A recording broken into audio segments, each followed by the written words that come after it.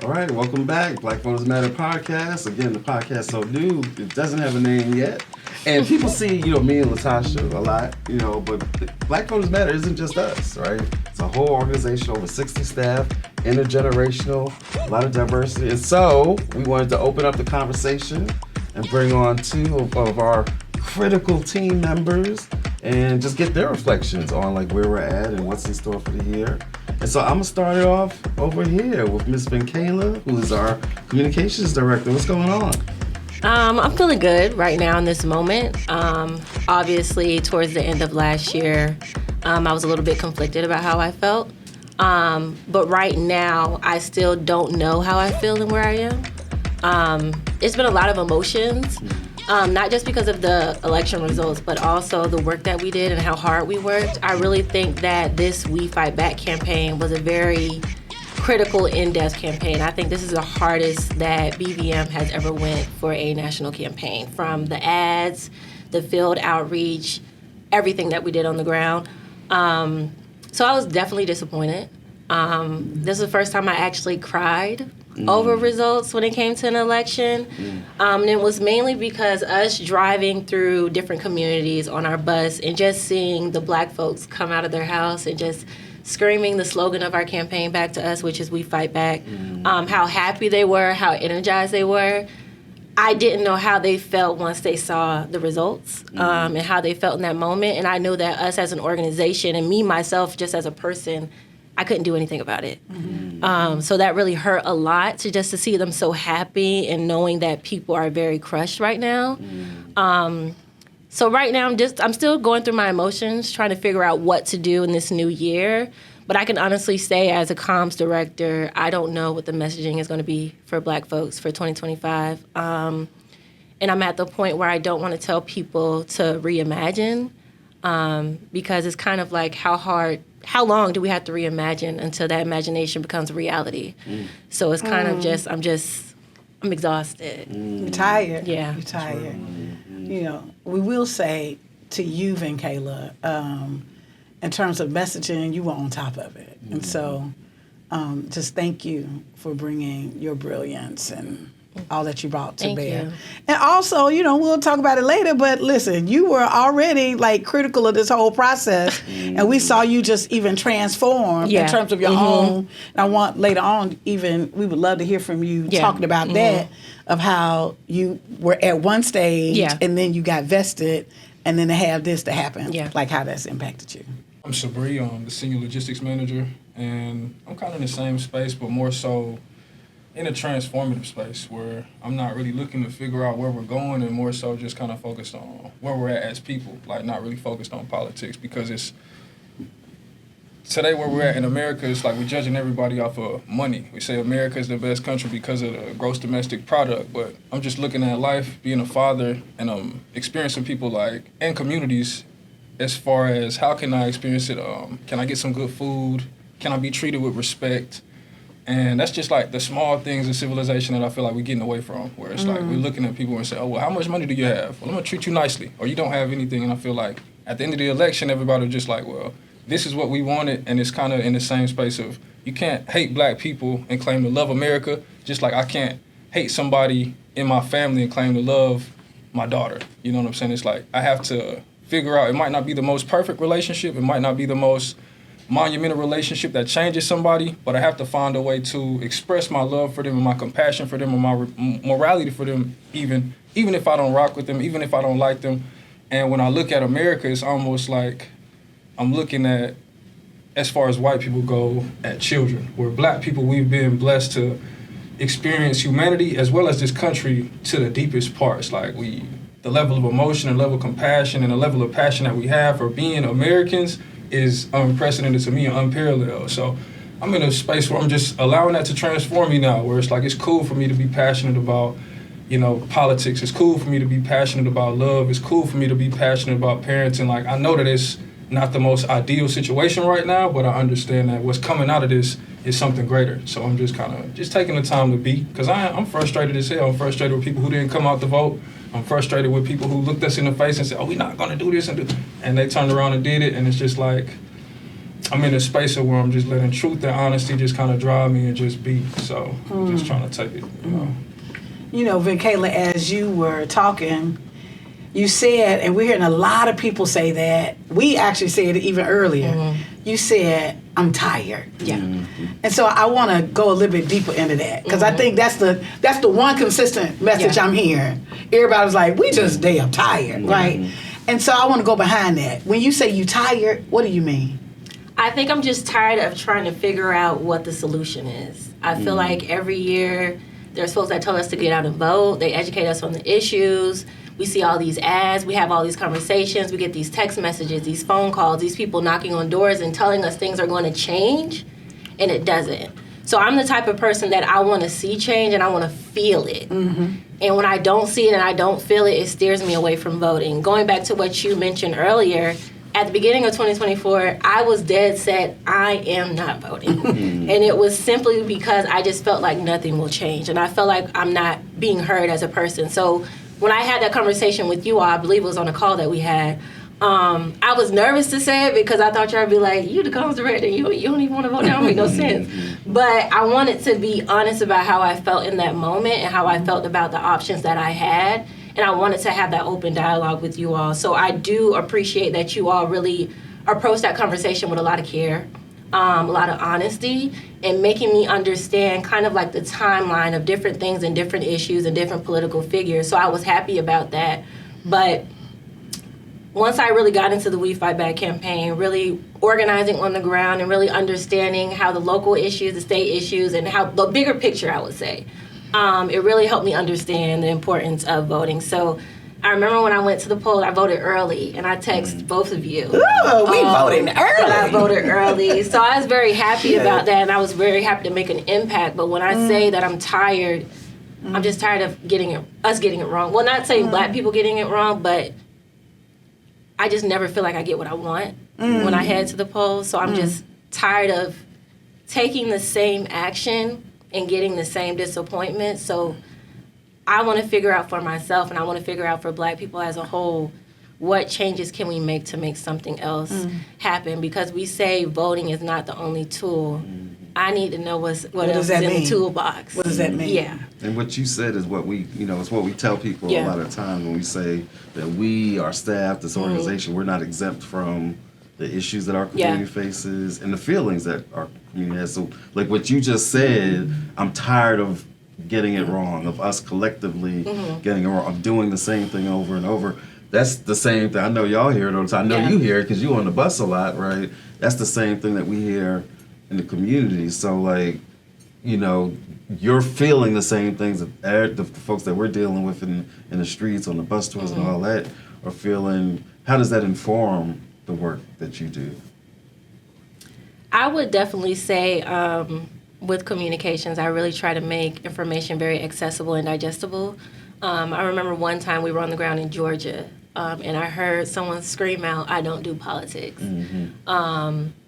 I don't want to just give them the simple message, well, politics is going to do you, because that's not, I don't think that's a very educational response. That's not something that's going to get them anywhere. So I do want to have those important conversations of starting even from the state level or the local level, like your mayor, your city council, how those people that you elect into office can affect those certain issues, from just potholes, water, light bills, whatever the case may be. Just making that information accessible and digestible for folks is really important to me. But also having those honest conversations. So when people say they're not interested, they're tired, I feel that same way too. That's right. I'm open to that conversation. I'm never going to tell someone, well, if you vote, you don't matter. If you don't vote, you don't matter.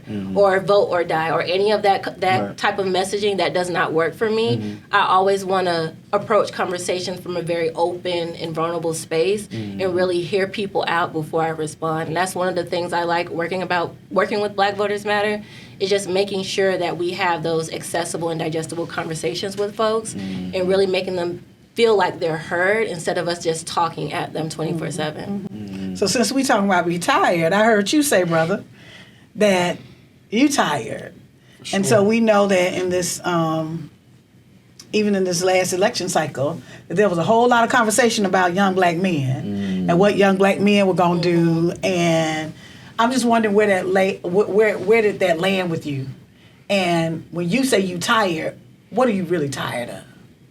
I think it's similar to what Venkayla is saying, where it's like we're more so just frustrated with what we've been presented as young people, or what society and what life is supposed to look like, and then what we're getting back in real time, where it's like we all on the ground, everybody's sitting right here, we really in the street. So when it's like a hurricane relief or there's something going on, somebody gets elected and they pass a law that directly impacts our community, because what people don't understand from the outside looking in is a lot of people who are privileged, specifically white folks, politics is a hobby for them. The law is a hobby for them. All these things are like the white man who bargained off all of these young black bodies to the judicial system for $20 million.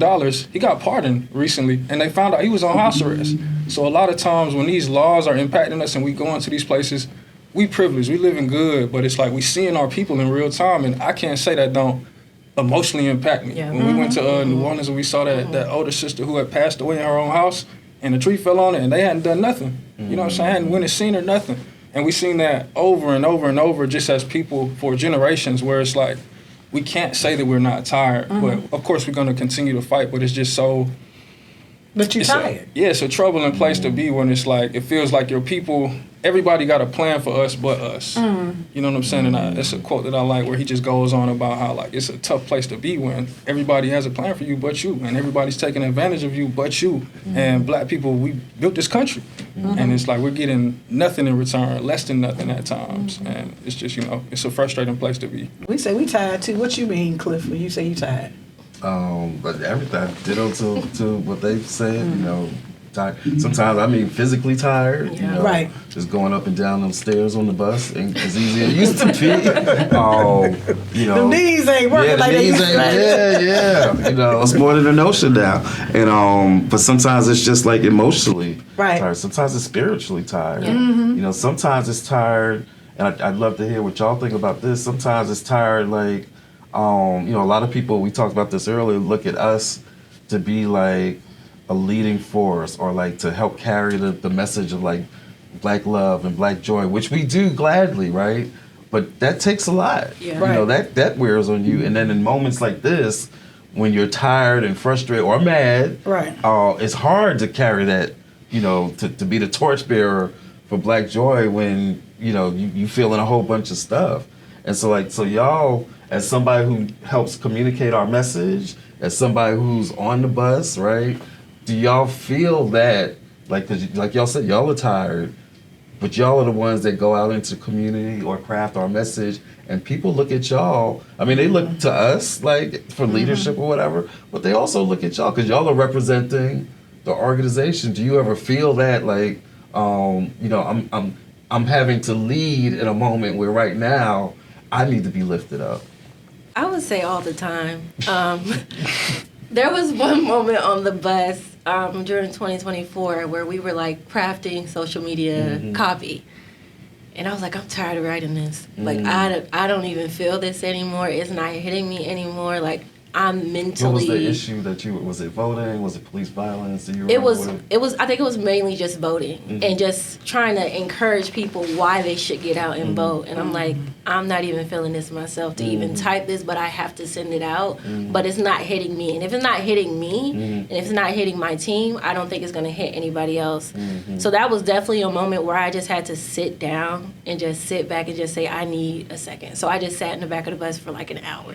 Like, there was no messaging I could craft in that moment to make people feel encouraged. Right. And I think it's not just with voting. I think it's with any issue, whether it's police violence, whether it's immigration, whether it's housing, whatever the case may be. I feel like we can talk about action items. We can talk about things to uplift the community. But sometimes I don't feel like what I communicate is really going to happen for people. And I get to the point where I don't want to lie to people. Like, if you do this, we can get this, and that's not necessarily true. So I think I'm just trying to figure out for myself what's going to be the moment that black people get what they deserve. Like, or are we going to keep having to fight and organize and march? Or is there going to be a time where we can just actually rest? Let's think about our own experience. When you've gone through something really, really traumatic, Do you want people talking to you? No.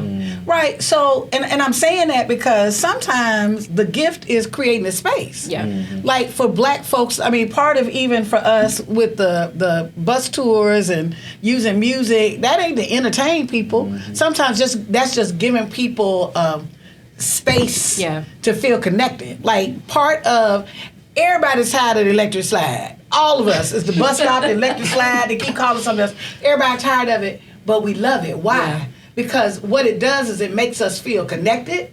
We feel unified. There's something about all of us being in the same line at the wedding or at the birthday party. We're doing it. It ain't so much about the dance. The dance ain't all that deep. It is something that is like creating kind of like this collective space. And so, just in this moment, what do you need? What do we need? Maybe it's not what we communicate. Yeah. Maybe it's how we communicate. Maybe it is just in the listening. Because what I think was really powerful, which is part of why we wanted you all to hear from you all, I think in this moment it's good for us to listen to each other. Like to listen what we really feeling, not what we supposed to say. But like Cliff said, I'm black and mad. Yeah. You like, I'm tired. You like, I'm trying to figure out what I need to do to go to the next space. I think something about acknowledging that in all of us, it's kind of like the electric slide. Like we be like, oh, okay, we all feeling that.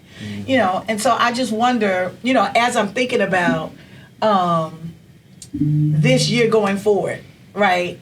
And in this moment, as you're thinking, as a leader, as someone who's been key and critical as part of this work, what are you hearing, like in your space, with your families, with your friends? What are you hearing right now in your circles? A lot of people are content where it's like, okay, well, this is what I thought was going to happen. Where that's the more, I wouldn't call it demoralizing, but it does make me feel like, frustration, because we spend our entire lives, and I draw a lot of inspiration from y'all, especially when we're on that bus, where I've seen y'all back when we had them Earth, Wind, and Fire tours, or we out for 20 hours, and by the end of the day, y'all exhausted, and y'all on Zoom on the bus, like people don't know y'all are working while we moving around and doing this, and I still see y'all get excited for the people who, inadvertently may kind of push us to the wayside, where black, like you're talking about, hey man, we got a caravan out here, black dude, listen, I don't do politics. And we're like, it does kind of frustrate me, because now on the back end, that same brother who may be impacted where his light bill through the roof, he gonna come to Venkayla and say, hey, I remember you said this to me.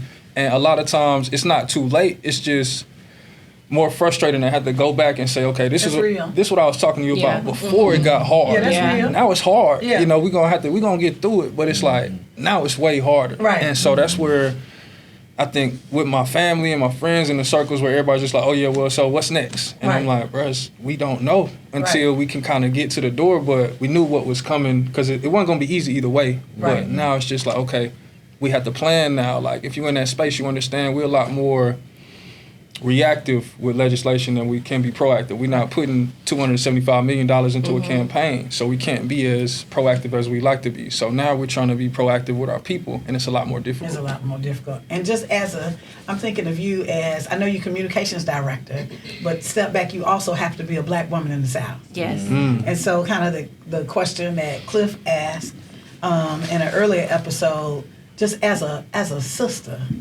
what are you feeling now, and what's your conversation? Like, what's your conversation with your friends and other black women right now?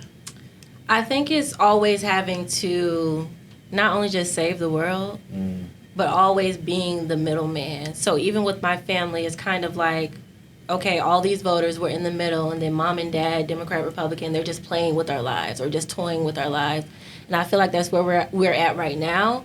I think with black women and in the spaces I'm at with my friends who are organizers in Atlanta, it's still that same exhaustion, that same expectation that we have to show up and show out again in 2025, but also wanting to forget everything and just rest, but knowing that we can't forget everything and just rest, because stuff is still going to happen whether we want it to or not.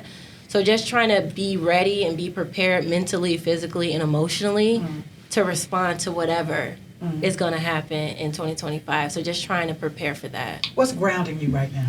What's keeping you, because you here, you getting your work done, you keep showing up, you say you're tired, but you keep showing up, you keep doing amazing work, you keep getting up every day. Like, really, what's driving you right now? I think what's driving me right now, and I say this in a lot of spaces that I'm in, I know that a better world is possible. We just haven't gotten there yet. Okay. And I think that's really what's grounding me, what's driving me. Even though a lot of obstacles may come, which they have, and they will continue to do so, just knowing that something better is possible for all of us really keeps me to continue to do this work. And how are you taking care of yourself? What does that look like right now? I think setting clear boundaries with my personal life and movement work. Okay. Therapy. Okay. And as y'all know, I love combat sports. So that's gonna keep me grounded. So fight. So that's gonna keep me grounded. Okay. But definitely I would say that therapy and those boundaries. Okay. Yeah. And Sabre, what about you? Like when you think about kind of this moment? I'm not gonna lie to y'all. I'm probably the least grounded and the least driven that I swear. In my whole life. That's real. In Come my on. whole life, where it's just like my daughter is like my inspiration right now. Okay. Man, where it's like she just. How old is she? Ooh, introduce us to your daughter. How old is she? She's about to be 2. All right. Ooh, them terrific twos. Yeah, she's amazing. So just being able to be at peace and just kind of forget everything sometimes, like especially while we were out, it was just like we were sitting down one day and just coloring. Like she can't say like drawing, but she'll say colors, Dada, and so we'll sit down and color. And it's just times where she'll just do something so insignificant, like just look at me and just smile and give me a hug. And it just made me realize, like, we're at a place in humanity because of what people have said. And she don't care about that. Like, children don't care if you had a bad day. I could have the worst day at work. I come home, she might give me a hug, chill. She might throw something at me. With them coloring crayons. Exactly. And it's just like, at our very essence, none of this really matters, like how we're trying to make ourselves more important than others. And I'm not talking about us, I'm talking about a specific group of people that I'm trying not to highlight. But none of that matters when I'm with her, man. And that's kind of what I want to get back to, where the things that I do, where I'm passionate about it, truly passionate. Like I'm blessed to be in this work, and I've been passionate about my people since I was young. And so to be able to be here now, I kind of focus on work and I focus on my child. And then I go to the gym, I read, just like a lot of different things, everyday things to do, just to kind of keep my mind from being so, we got to do this now, because we all know, like, change doesn't happen overnight. Like right now in society, we got to change your life overnight. Right. You know what I'm saying? Everybody wake up at 2 a.m. and go to sleep at midnight. It's like that reality don't exist for me. Right. I dream of having my daughter on the coast or something, or in the mountains or something, and just let her be in her space, you know, just be in whatever she's passionate about and create, whether she want to be an artist or make music or be an activist. Like, I don't want to push nothing on her. And I think that's where I want to get to with my own personal self. So you say that you're probably the least grounded you've ever been. But it sounds it sounds a little bit with your daughter, you might be the most grounded. I know that's right. That's true. I know that's right. That's a great point. Yeah. I am very, like, I don't know how to describe it. Like, I'm so frustrated right now. Right. Like, in my personal life and politics, like, I've never been this frustrated. But like you said, I didn't think about it. Because there's a calmness. As you're talking about your daughter, like, I'm hearing, like, you were anchored. Like, there's a calmness there. She's 1,000%. So there's a calmness. And so I'm, like, even for you, how are you, is there something that you are doing for yourself to keep yourself in this space, kind of like in this mind space? You're getting them crayons. There's some color in there. There's some crayons. If there's anything I could point to, it'll be that, like, unplugging. Because I'm not kidding when I say, like, from when I land and go and pick her up, everyone's problems becomes my problems. And just like y'all in y'all personal life, like, people they don't get to see that side of us, where it's like they expect y'all to be on Zoom or in person, smiling with a sign and a book. They don't know if, you know, that's right, somebody had a problem with your family, or something happened where, you know, after this you got to get on a flight and go take care of something, or you got into an argument with your mom about something, where it's just like, so I'm just kind of in a space where I'm like, man, I know the good things that are taking place in my life, and they completely outweigh the bad. So I try not to just get so caught up like, man, I had a rough day. It's just like, man, it's just a day. Like, it's not so monumental. Like, I don't let it allow my whole essence and my whole spirit and how I'm treating people. I don't turn around and lash out. So it's just like, I really got that from y'all. Like, just being like, I've seen y'all deal with so much in the field and outside of it, and just keep an even keel, where it's like, I ain't gonna let that penetrate my spirit and then turn around and reciprocate that to other people around me, because it don't really matter. Life be lifing. I'm gonna tell you that. Life be lifing. You know, we only have a few minutes left, and it's interesting. My entire life, I've never liked to cook. Really? And so I am loving cooking right now. It's so interesting. I was like, I cooked me some cornbread and it tastes good. You couldn't tell me nothing, right? And a pot roast. So it's I think in this moment, I'm kind of exploring parts of myself that I didn't kind of acknowledge, like the domestic side. Like, You didn't tackle the greens yet, though. I did some collard greens. I did some collard greens. And my 90-year-old auntie said that my greens were good. You can't tell They me banging that. Right. And I made it with turkey necks. Smoked turkey necks. So yeah, so I'm moving up. So I think that there's a space, kind of in this moment, us really thinking about what are some of the other things that remind us of our humanity and just being grounded and alive. What you doing, Cliff? What you been doing? Sleeping, resting. Beautiful. Resting, watching good shows and movies. That's my escape. Trying to deal with like some health issues. Like you talk about yoga, like getting into more yoga and stretching and other physical therapy, because like you said, the knees ain't operating the way that they used to. So just trying to now that's been over this break that we've had. Right. Now that we back at it. Now we back.